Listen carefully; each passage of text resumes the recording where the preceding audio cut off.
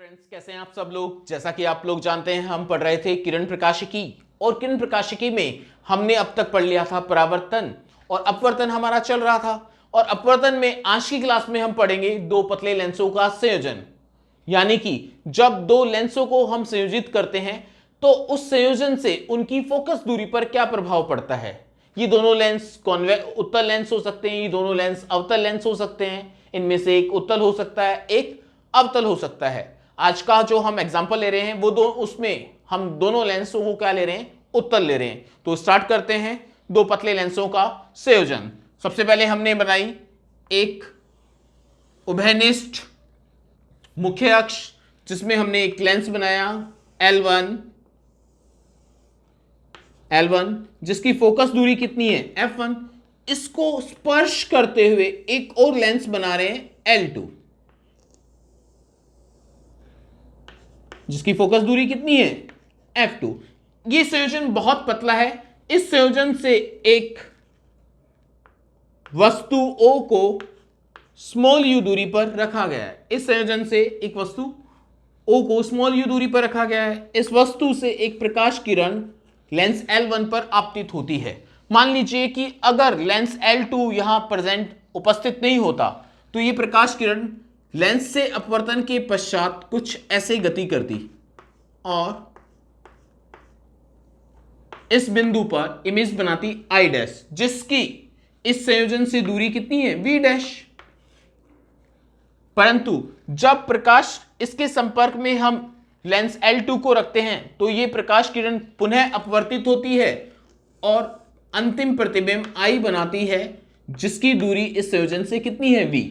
तो इस डायग्राम से, इस चित्र से आपको पता लगेगा कि जो प्रकाश किरण प्रथम लेंस के लिए प्रतिबिंब का कार्य कर रही है वही प्रकाश किरण द्वितीय लेंस के लिए बिंब का कार्य करेगी। यानी कि हम कह सकते हैं कि I' जो है वो लेंस 2 के लिए बिंब का कार्य करेगा, आभासी बिंब का।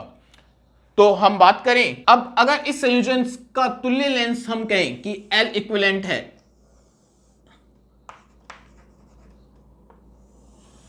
जिससे हमने एक वस्तु O को u दूरी पर रखा है और उसका अंतिम प्रतिबिंब I v दूरी पर बन रहा है। तो इस कंडीशन के लिए अगर हम लेंस सूत्र से बात करें, लेंस सूत्र से इसकी फोकल लेंथ F इक्विवेलेंट है, तुल्य फोकस दूरी कितनी है F इक्विवेलेंट। तो हम कह सकते हैं लेंस सूत्र से कि F equivalent is equal to 1/v minus 1/u। अब अगर इस डायग्राम को देखें और हम लेंस L1 के लिए लेंस सूत्र लगाएं तो लेंस L1 के लिए लेंस सूत्र से आप कह सकते हैं फोकस दूरी प्रथम लेंस की कितनी है F1, तो 1/F1।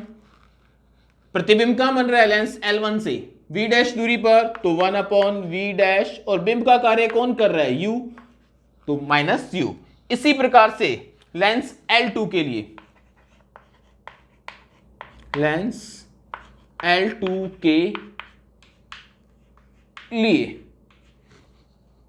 क्या होगा अपने पास 1/F2 इज इक्वल टू, अंतिम प्रतिबिंब कहां बन रहा है V पर, 1/V और माइनस बिंब का कार्य कौन कर रहा है, बिंब का कार्य कौन कर रहा है I', तो 1/V'।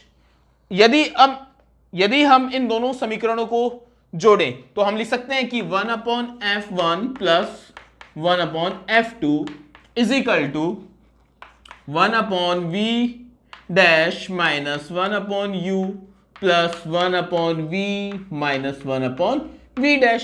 तो V' से V' क्या हो जाएगा, कैंसिल आउट हो जाएगा। तो आपके पास क्या आ जाएगा, आपके पास क्या आ जाएगा 1/F1 प्लस 1/F2 किसके इक्विवेलेंट होगा 1/V माइनस 1/U के, जो किसके इक्विवेलेंट है। यहां से देखें कि जो किसके इक्विवेलेंट आ रहा है, जो इक्विवेलेंट आ रहा है F इक्विवेलेंट के। तो हम कह सकते हैं कि F equivalent is equal to हो जाएगा 1/F1 प्लस 1/F2। ये आ गया आपके पास लेंसों के संयोजन से तुल्य फोकस दूरी का सूत्र। इसी को अगर इजी वे वे में लिखना चाहें तो आप कह सकते हैं कि F equivalent is equal to F1 F2 upon F1 plus F2। इस फार्मूले में आपको जो F1 और F2 के मान हैं वो चिन्ह परिपाटी को यूज करते हुए रखना है, यानी कि हम कहें कि उत्तल लेंस है तो आपको फोकस दूरी को धनात्मक रखना है, और यदि अवतल लेंस है तो फोकस दूरी को ऋणात्मक रखना है।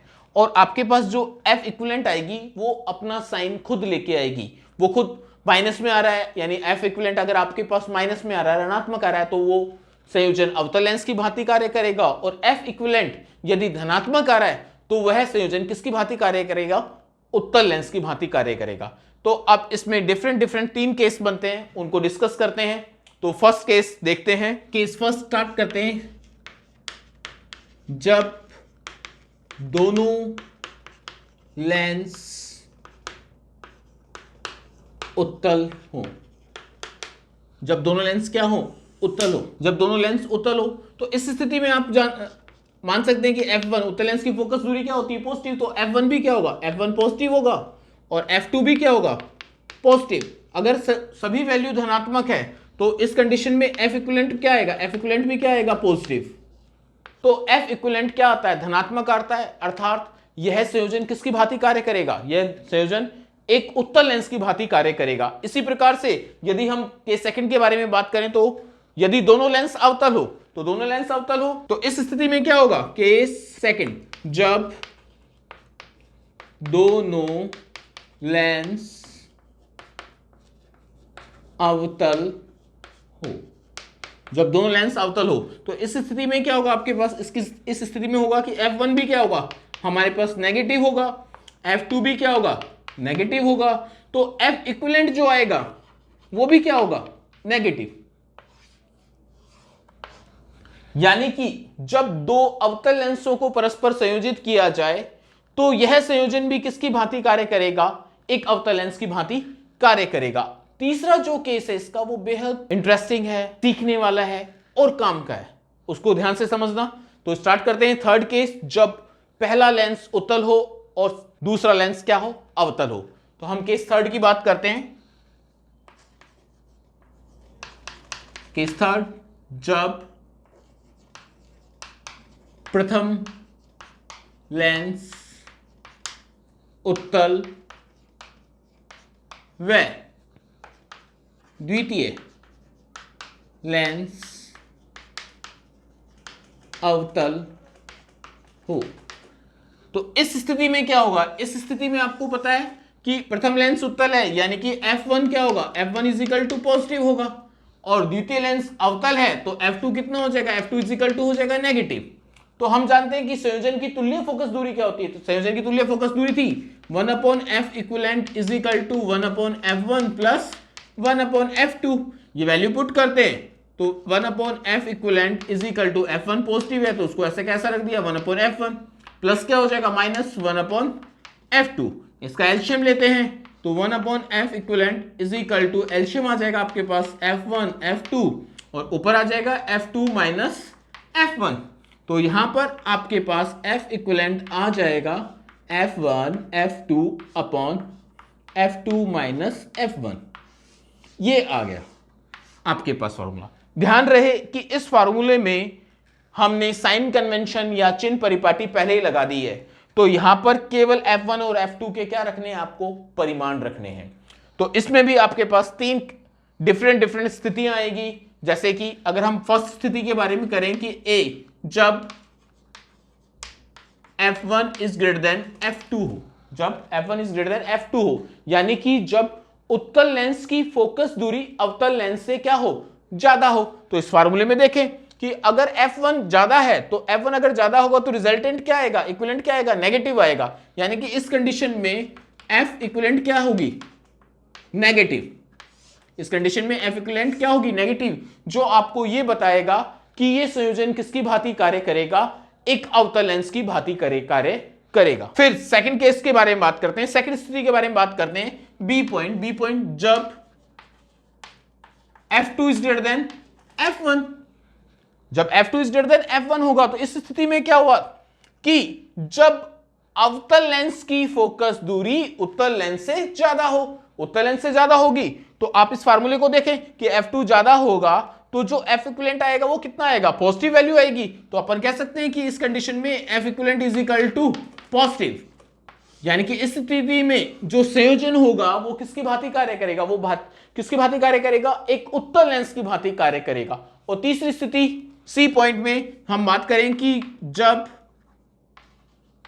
जब F1 इज इक्वल टू, अर्थात हम कह सकते हैं कि जब उत्तल लेंस की फोकस दूरी अवतल लेंस के बराबर हो, तो आप देखिए इस फार्मूले में अगर ये दोनों बराबर होंगे तो डिवाइड में क्या हो जाएगा, जीरो हो जाएगा। और जब भी किसी वैल्यू को हम जीरो से डिवाइड करते हैं तो हमारे पास क्या आता है, इनफाइनाइट आता है। यानी कि इस कंडीशन में F इक्विवेलेंट क्या हो जाएगा, इनफाइनाइट। F इक्विवेलेंट इनफाइनाइट, इसका मीनिंग क्या हुआ, इसका मीनिंग ये हुआ कि यह संयोजन किसकी भांति कार्य करेगा, एक समतल कांच की पट्टिका की भांति कार्य करेगा। तो फ्रेंड्स, कैसी लगी आज की क्लास? मैं मानता हूं आपने आज की क्लास को बेहद एंजॉय किया होगा। लेकिन आज की क्लास में हमने केवल देखे डेरिवेशन, हमने आज की क्लास में कंसेप्चुअली सारी चीजें देख ली हैं। इन कंसेप्ट को कैसे अप्लाई करना है वो हम न्यूमेरिकल के थ्रू सीखेंगे और वो हम देखेंगे हमारी नेक्स्ट क्लास में। आपके कोई भी सजेशन हो वो हमें कमेंट बॉक्स में जरूर दें। Thank you, have a nice